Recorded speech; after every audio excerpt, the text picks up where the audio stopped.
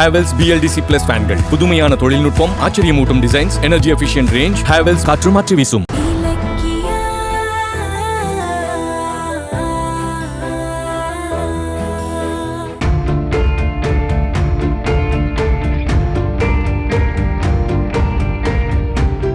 இன்னும் கொஞ்சம் பொரியல் வைக்கிறேன்.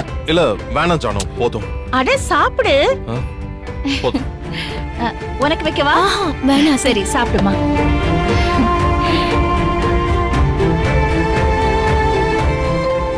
இன்னும் கொஞ்சம் சாதம் வச்சுக்கோ. ஐயோ இந்தா. இல்ல இல்ல எனக்கு போதும் ஜானு, முடியவே முடியாது. என்னாச்சு உனக்கு? ஏன் இவ்வளவு கம்மியா சாப்பிடுற? உனக்கு பிடிச்ச சமையல் செஞ்சிருக்கேன். பிடிச்சது செஞ்சா இன்னொரு வாட்டி போடுன்னு வாங்கி சாப்பிடுவல்ல நீ. இன்னைக்கு என்ன எது கொடுத்தாலும் வேண்டாம் வேண்டாம்னு சொல்ற? என்னாச்சுப்பா? சமையல் நல்லா இல்லையா? ஐயோ அத்தை, இல்லத்த, உங்க கைப்பக்குவம் நல்லா இல்லாம போகுமா? அது சாப்பாட்டு டைம் தாண்டிடுச்சுல்ல, அதான் எங்களால அதிகமா சாப்பிட முடியல.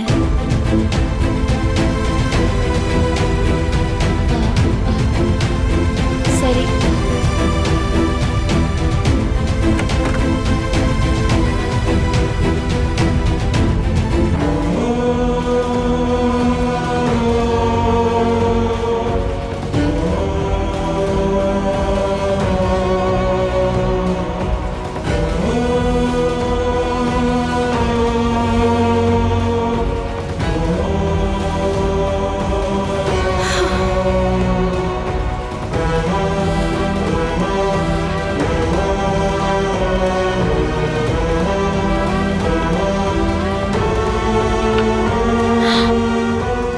என்னத்த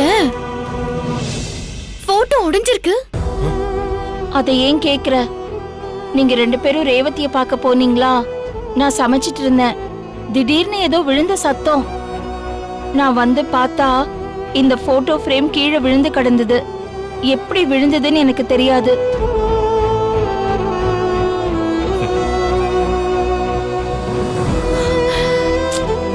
நானும் கௌதமும் ஒன்னா இருக்கிற போட்டோ ஃப்ரேம் இது.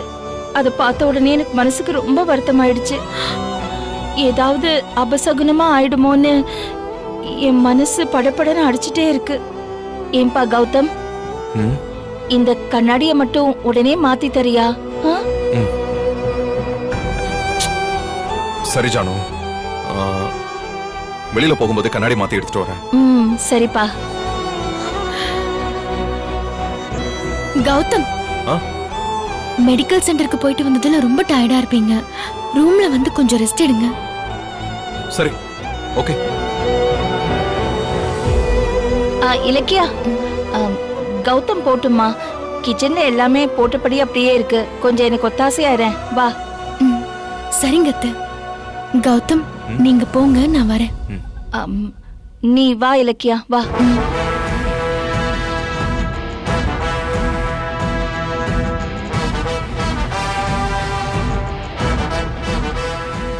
நான் பாத்திரம் தொலைக்கிறேன். நீ இந்த கேஸ் எல்லாம் கிளீன் பண்ணு. சரிங்க அத்தை.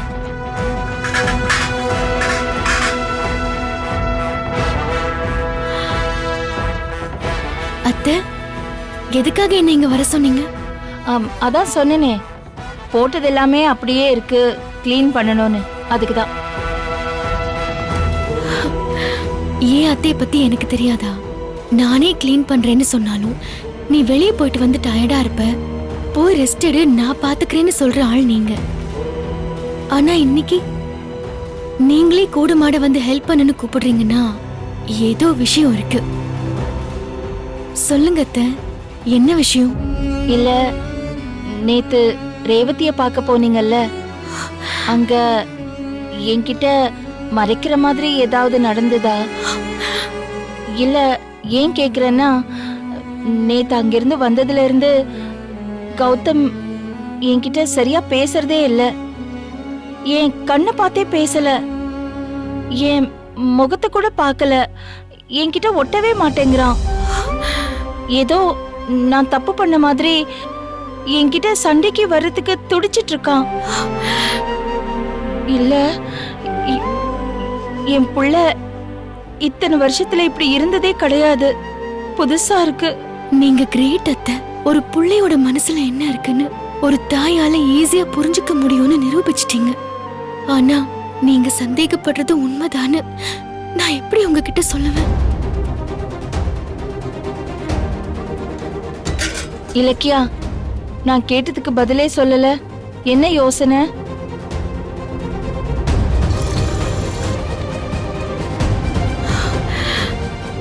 அதெல்லாம் ஒண்ணும் இல்ல அத்தை, நீங்க சொல்லுங்க. நான் ஏன் சொல்றேன்னா, கௌதம் மாதிரி நீயும் நேத்துல இருந்து சரியில்லை. ஏதோ ஒரு பிரச்சனை உன் மனசுல ஓடிட்டே இருக்கு. கௌதம் கிட்ட நான் ஏதாவது கேள்வி கேட்டா நீ முந்திக்கிட்டே வர, அவனோட வாயை அடைச்சுக்கிட்டே இருக்க.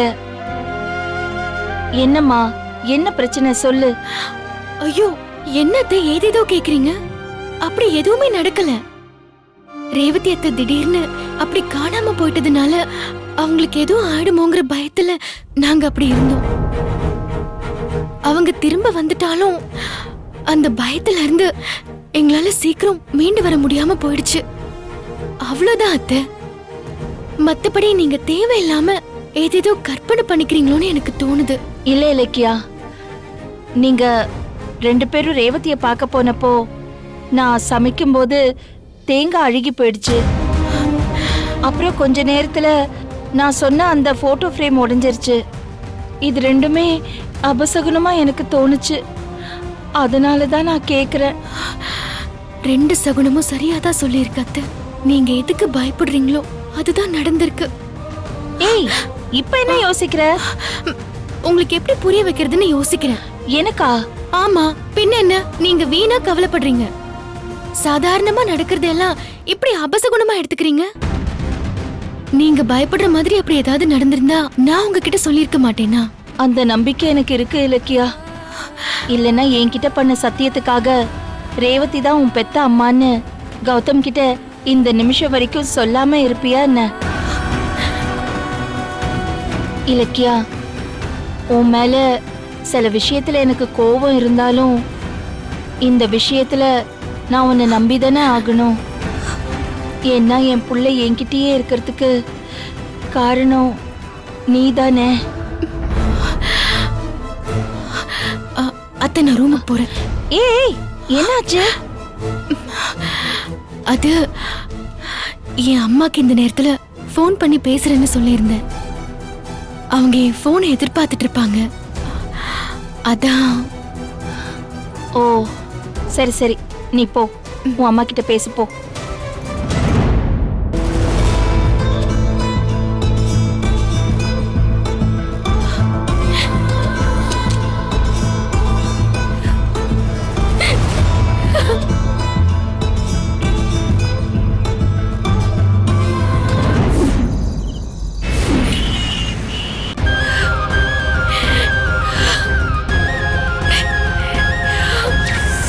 ஏதோ நான் தப்பு பண்ண மாதிரி என்கிட்ட சண்டைக்கு வர்றதுக்கு துடிச்சிட்டு இருக்கான்.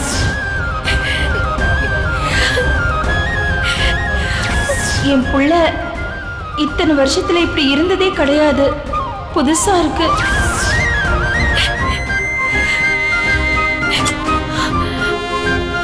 என்ன இலக்கியா அது? ஏன் வெளிச்சம் இல்லாம உட்காந்துருக்க? என்னாச்சு?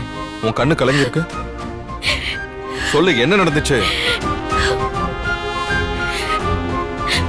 ஜானகியத்தை ரொம்ப பாவம் கௌதம். உங்களுக்கு இன்னொரு அம்மா இருக்காங்கன்னு தெரியாதுன்னு நினைச்சிட்டு இருக்காங்க.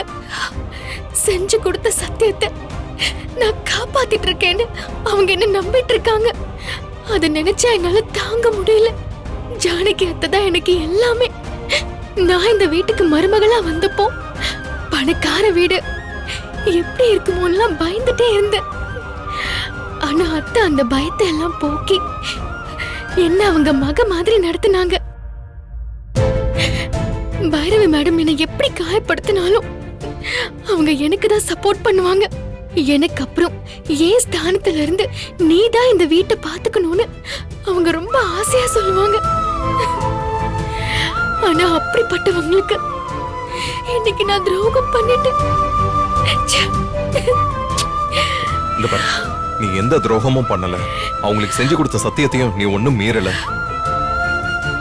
ஆமா இலக்கியா, நீயா அந்த உண்மையை என்கிட்ட சொல்லலையே. நான் தான் எதேச்சியா நீயும் ரேவதி அம்மாவும் பேசினதை கேட்டேன். அவ்வளவுதானே? அப்புறம் எப்படி நீ அதுக்கு காரணமாக முடியும்? இருந்தாலும் நாங்க பேசினதை கேட்டுதானே உங்களுக்கு உண்மை தெரிஞ்சது. அப்படி பார்த்தா நான் தான் கொஞ்சம் ஜாக்கிரதையா இருந்திருக்கணும்.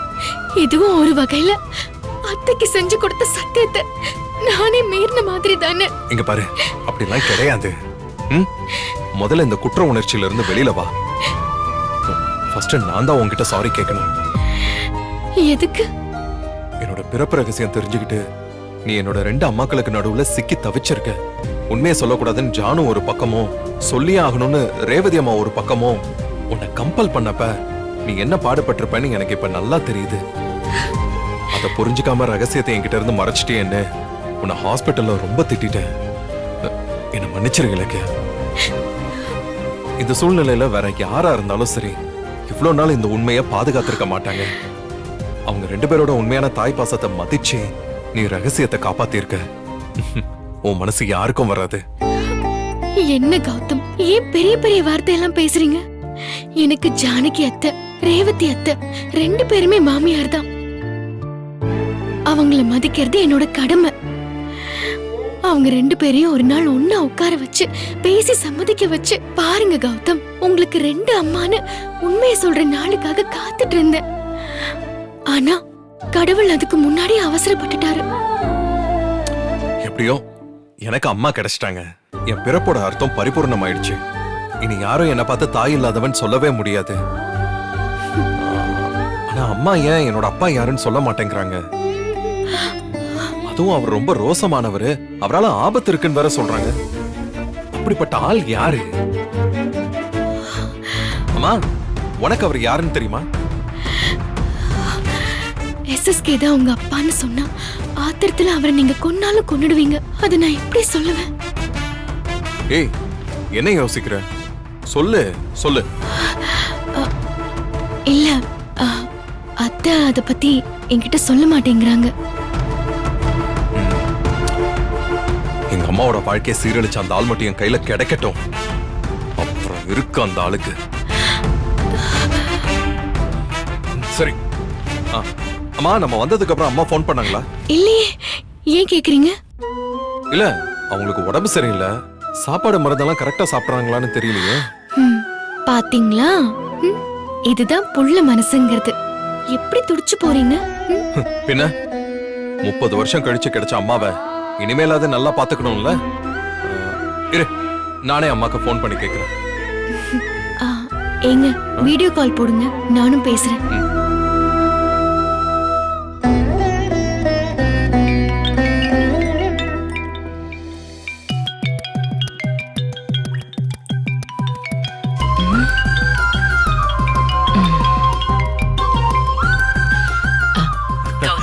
அம்மா, என்ன மகனும் மருமகளும் ஒண்ணா வீடியோ கால்ல வந்திருக்கீங்க? நீங்க கரெக்டா சாப்பிட்டீங்களா, மருந்து எடுத்துக்கிட்டீங்களான்னு உங்க புள்ளைக்கு ஒரே கவலை. அதான் ஃபோன் பண்ணலான்னு சொன்னாரு. அப்படியாப்பா? ஆமாமா. ஏற்கனவே மயக்கமாகி நீங்க ரொம்ப டல்லா இருக்கீங்க. உடம்பு கியூர் ஆகணும்னா ஃபுட்டும் மெடிசனும் சரியா சாப்பிடணும். சரியா? அம்மா, நீங்க சாப்பிட்டீங்களா? சாப்பிட்டேன். நீங்க? நாங்க சாப்பிட்டோம் அத்தை. அம்மா, தூங்குற டைம் ஆயிடுச்சு, ஏன் முடிச்சுக்கிட்டு இருக்கீங்க? போங்க, போய் படுங்க போங்க. எங்கப்பா, இது பொது இடம், பேச்சு துணைக்கு கூட யாரும் இல்ல. அதான் தூக்கமே வரமாட்டேங்குது. மெடிக்கல் சென்டர்ல வசந்த் இருப்பான், இல்லனா அப்பப்ப நர்ஸ் வந்துட்டு போவாங்க. நான் இங்க தனியா இருக்கேன்னா அதான் ஒரு மாதிரியா இருக்கு. சரிம்மா, ஹோம் நர்ஸ் ஒரு 2 நாள்ல வந்துருவாங்க. ஆனா அது வரைக்கும் நீங்க தனியா இருக்கணுங்கிறத நான் யோசிக்கவே இல்லை. சரி, கவலைப்படாதீங்க. நான் இப்பவே கிளம்பி உங்களை பார்க்க வரேன். கௌதம், என்ன சொல்றீங்க? ஆமா இலக்கியா, உடம்பு சரியில்லாத சமயத்துல அம்மாவை தனியா விடுறது நல்லது இல்லல்ல. மறுபடியும் அவங்களுக்கு மயக்கம் வந்துருச்சுன்னா என்ன ஆகுறது? யாராவது ஒருத்தர் அவங்க கூட இருக்கணும்ல, அதான் பெஸ்ட். கௌதம், உனக்கு எதுக்குப்பா சிரமம்? மாத்திரை போட்டனா தூக்கம் வந்துரும், ஒன்னும் பிரச்சனை இல்ல. அம்மா, பேசாம இருக்குமா? பெத்த புள்ள நான் இருக்கும்போது நீங்க எதுக்கு தனியா கஷ்டப்பட்டுக்கிட்டு இருக்கணும்? இன்னும் 10 நிமிஷத்துல நான் அங்க இருப்பேன். ஐயோ கௌதம், வேணாம்ப்பா. இந்த பாருங்க, நீங்க போன வைங்கம்மா. கௌதம் கௌதம், நீ தூங்கு, நான் போய் அம்மாவோட தங்கிக்கிறேன். கௌதம், நீங்க இந்த நேரத்துல வெளியே போனா ஜானகி அத்தைக்கு டவுட் வந்துரும். அதெல்லாம் நான் பாத்துக்கிறேன். சொன்னா கேளுங்க கௌதம். ஏற்கனவே அத்தை கௌதம் ஏன் டல்லா இருக்கான்னு சந்தேகமா கேக்குறாங்க. இப்போ நீங்க போனா அந்த சந்தேகம் அதிகமாயிடும். நீங்களே அத்தைக்கு உண்மையை தெரிய வச்சிருவீங்க போல இருக்கே. சரி இப்ப என்ன பண்ணலாங்கிற? ரேவதி அம்மாவை தனியா விட்டுறலாங்கிறியா? நான் அப்படி சொல்லல கௌதம். நான் போய் ரேவதி அத்தையோட தங்கிக்கிறேன். நீங்க என்னை விட்டுட்டு இங்க வந்துருங்க. அப்போ மட்டும் சந்தேகம் வராதா? இல்ல, காலையில ஜானகியத்தை எழுந்திருக்கிறதுக்குள்ள நான் ஏர்லி மார்னிங் எழுந்து இங்க வந்துடுறேன். எந்த சந்தேகமும் வராது. ஆனா இப்ப நாம வெளியில போனா எங்க போறீங்கன்னு ஜானு கேட்பாங்களே, என்ன பண்றது? எதையாவது சொல்லி சமாளிக்கலாம் வாங்க.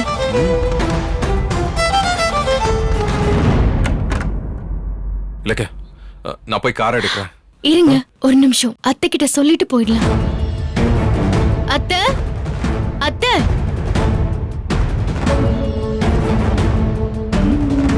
என்ன ரெண்டு பேரும் இந்த நேரத்துல வெளியே போறீங்க? ஆ? ஆ. என்ன முழிக்கிறீங்க? எங்க போறீங்க சொல்லுங்க. அம்மா, இது என்ன ஹாஸ்டலா? நீங்க என்ன வார்டனா? நாங்க எங்க போறோம்னு உங்ககிட்ட சொல்லியே ஆகணுமா? என்ன பேசுற? என்ன இலக்கியா, வெளியில கிளம்புறீங்களா? ஆமா அத்தை. இவ்ளோ நேரம் ஆகுது, ஏதாவது அவசரமான வேலையா? அது அது வந்து சும்மா கார்ல நைட் டிரைவிங் போலான்னு கிளம்பணும். ஏன்? பாவம் மகாராணி, பகலெல்லாம் உழைச்சு களைச்சு போயிட்டீங்க. நைட் டிரைவ் போய் ரிலாக்ஸ் பண்ண போறீங்களா? நீ பகல்ல காரை ஓட்டி ஆக்சிடென்ட் பண்ணி போலீஸ் கேஸ்னு எங்களை இழுத்து விட்டது பத்தாதா? இப்ப நைட்ல கௌதம காரை ஓட்ட வச்சு புதுசா பிரச்சனையே கொண்டு வர பாக்குற இல்ல? சும்மா நிறுத்துறீங்களா? இலக்கியாவை திட்டலனா உங்களுக்கு தூக்கமே வராதா? போகும்போது அவசகுணமா ஏதாவது சொல்லிக்கிட்டு. ஜானு, எங்களை எதிர்பார்க்காத. நீ தூங்க போ. என்கிட்ட வீட்டு சாவி இருக்கு, நான் ஓபன் பண்ணி வந்துடுறேன். சரிப்பா, ஜாக்கிரதையா போயிட்டு வாங்க. என்ன? சரி, ஓகே ஜானு. இலக்கியா வா, நம்ம அங்க போய் சேர்றதுக்கு half an hour ஆயிடும். வா போலாம். ஒரு நிமிஷம் இரு. நீங்க ஏதோ பக்கத்துல இருக்கிற ரோட்ல டிரைவ் பண்ண போறீங்கன்னு பார்த்தா ஏதோ அங்க போய் சேர்றதுக்கு அரை மணி நேரம் ஆகும்னு சொல்ற. ஆமா, அப்படி எந்த இடத்துக்கு போறீங்க? அது இங்க ரோட்ல டிராபிக்கா இருக்கும். அவுட்டர் ரிங் ரோட் பக்கம் போனா கொஞ்சம் ஃப்ரீயா இருக்கும். அதான் அங்க போலான்னு கௌதம் சொன்னாரு. அவ்வளவுதான். நைட் டிரைவிங்னா உங்களுக்கு என்னன்னே தெரியாது.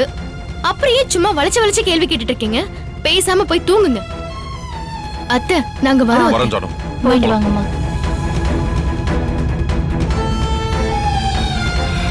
அண்ணி, இவங்க ஏதோ நம்ம கிட்ட நல்லா போய் சொல்லிட்டு தான் போறாங்க. ஏன் அப்படி சொல்ற? இது வரைக்கும் இவங்க ரெண்டு பேரும் நைட் டிரைவ் போனதே இல்ல. இன்னைக்கு என்ன புதுசா? புருஷன் பொண்டாட்டி ரெண்டு பேரும் கொஞ்சம் தனியா இருக்கணும்னு விரும்புறாங்க. அதுக்கே சந்தேகப்படுற? இல்ல அண்ணி, அவங்க ரிலாக்ஸ் பண்ண போற மாதிரி தெரியல. ரெண்டு பேர் முகத்திலையும் பொய் சொல்ற பதட்டம் தெரியுது. பைரவி, நீ தேவையில்லாம குழப்பிக்காத. போனவங்க கொஞ்ச நேரத்துல திரும்பி வந்துருவாங்க. நீ படுத்துக்கோ.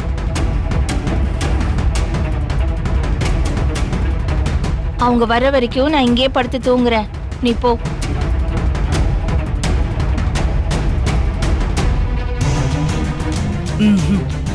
கௌதமும் இலக்கியாவும் ஏதோ திருட்டுத்தனம் செய்யறாங்க. அவங்க ரிலாக்ஸ் பண்ண வெளியே போகல, வேற எங்கேயோ போறாங்க. ரெண்டு பேரும் நைட் டைம்ல போற அளவுக்கு அப்படி என்ன விஷயமா இருக்கும்? அது என்னன்னு தெரியற வரைக்கும் எனக்கு தூக்கம் வராது. எங்க போனாலும் ரெண்டு பேரும் திரும்ப வீட்டுக்கு தானே வந்தாகணும். அவங்க வந்ததும் உண்மையை கறக்காம விடுறதில்ல. அது வரைக்கும் இங்கேயே வெயிட் பண்றேன்.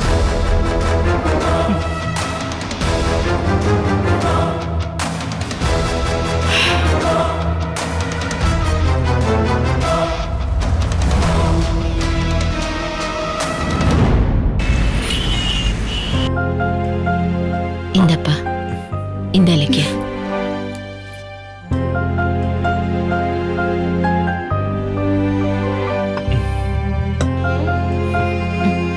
இந்த ராத்திரி வேலையில நான் சொன்னதை கேட்காம எதுக்கு இப்படி அலையறீங்க? நான் தனியா இருக்க மாட்டேனா? என்ன பண்றது அத்தை? உங்க புள்ள உங்களை நினைச்சு பயப்படுறாரே, அதான் கிளம்பி வந்தோம். ஏன்பா கௌதம், நான் என்ன சின்ன புள்ளையா? என்னமோ தெரியலமா, இத்தனை வருஷமா நீங்க தனிமையில தான் இருந்தீங்க. ஆனா பெத்த பையன் நான் தான் தெரிஞ்சதுக்கு அப்புறமும் நீங்க தனியா இருக்கிறது என் மனசுக்கு என்னவோ போல இருக்கு. சரிப்பா. இந்த வீடியோ உங்களுக்கு பிடிச்சிருந்தா லைக் பண்ணுங்க, கமெண்ட் பண்ணுங்க அண்ட் ஷேர் பண்ணுங்க. மறக்காம சரிகமா டிவி ஷோஸ் தமிழை சப்ஸ்கிரைப் பண்ணுங்க.